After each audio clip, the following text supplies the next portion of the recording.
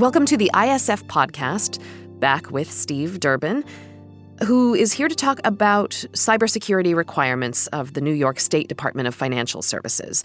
Earlier this month, the new cybersecurity regulations from the New York Department of Financial Services, or DFS, took effect, and this new regulation requires banks, insurance companies, and other financial service institutions regulated by the DFS to establish and maintain a cybersecurity program designed to protect consumers and ensure the safety and soundness of New York State's financial services industry. Steve, what do the New York State DFS cybersecurity requirements mean for financial services companies? How is this going to change things for companies under the new amount of regulatory scrutiny? Good question to start with. I mean, this is still very new. The DFS regulation came into effect on 1st of March this year. That was after a period of consultation with the industry. And really what it is saying is, I think what a lot of us would have hoped that financial services organizations were already doing. It's saying, you need to have a clearly thought through cybersecurity resilience program. You need to have somebody who is responsible within your organization for information security, a CISO, for instance. You need to have a program of risk assessment that you can demonstrate is being followed. You need to have a means or a mechanism within the organization for responding to incidents, the gain that you can point to, that you can demonstrate is being followed. That includes not just within the enterprise, but also it includes things like notification. And it also includes this keyword resilience about how you get the business back up and running and ensure perhaps that the integrity of the information is back to where it should be. And I think for many people, they are surprised that perhaps this hasn't already been in place. And I think that what DFS is really saying here is that New York clearly is one of the major financial centers in the world. Some would say the financial center. And this step is being taken to ensure that organizations that transact business in New York are actually being compliant and are really facing up, I think, to some of the obligations that they have to protect information, whether that be of a personal nature or whether it be of a financial transaction nature. So what is the ISF doing to help companies here? Well, from an ISF standpoint, of course, a lot of our members will have been already practicing some of the things that I've just been talking about. What we have done most recently is we've taken our standard of good practice and we have mapped that across to the DFS requirements.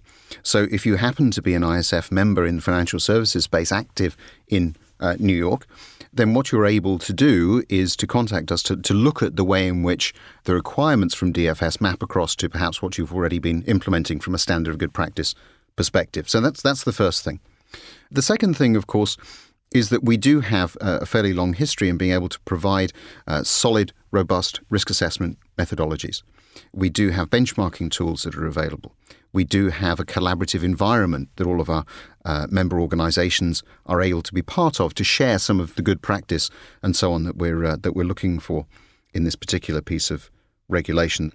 So I think that a lot of ISF members who've been with us for a while now will have already got in place certainly some of the mechanisms, the processes. And so that's going to make life, I think, a little easier for them. They're going to be able to tick some of those boxes.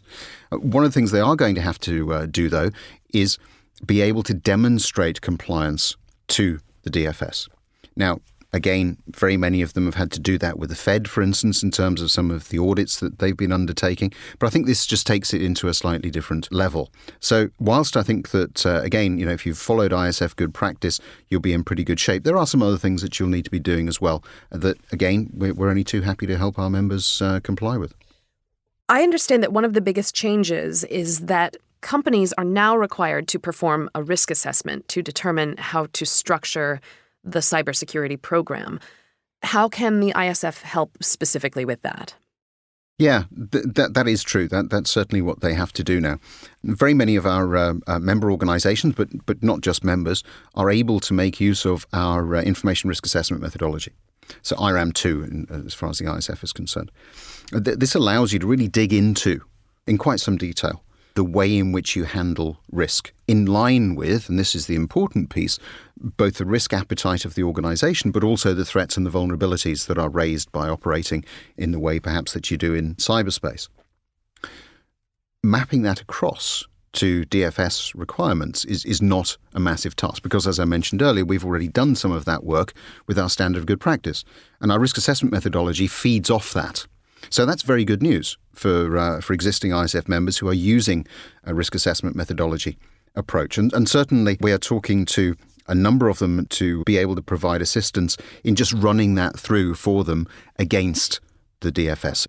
For organisations perhaps listening to this that are not members of the ISF, then similarly we're able to come in and help them as well. So using the same methodological approach, we're able to help them out in terms of assessing where they're compliant and perhaps more importantly, where the holes are. Mm-hmm. It's really about understanding what is the gap and how can we then go about closing it. Tell me what good practice in this area looks like. Well, certainly it is things like, do you have somebody responsible in your enterprise for information security? What level of access do they have to the business? It is about, do you have a well-embedded risk assessment process within your organisation? Do you have business continuity systems and processes in place? Do you have an incident management process? More importantly, perhaps, are you practicing some of these things? What are the steps that you take to ensure the integrity of the information? So a number of these different areas, I think, that really are being pulled out by the regulation. And for me, it isn't so much that perhaps a lot of organisations haven't been doing it. They probably have. What we're seeing, though, with this regulation is a requirement for consistency. And I think perhaps more importantly for organisations, again, to have to demonstrate their compliance in these different areas. And that, for me, is probably one of the bigger changes. So we're moving away from perhaps trusting organisations to do the right thing to actually requiring them to demonstrate that they are able to do the right thing. Very important.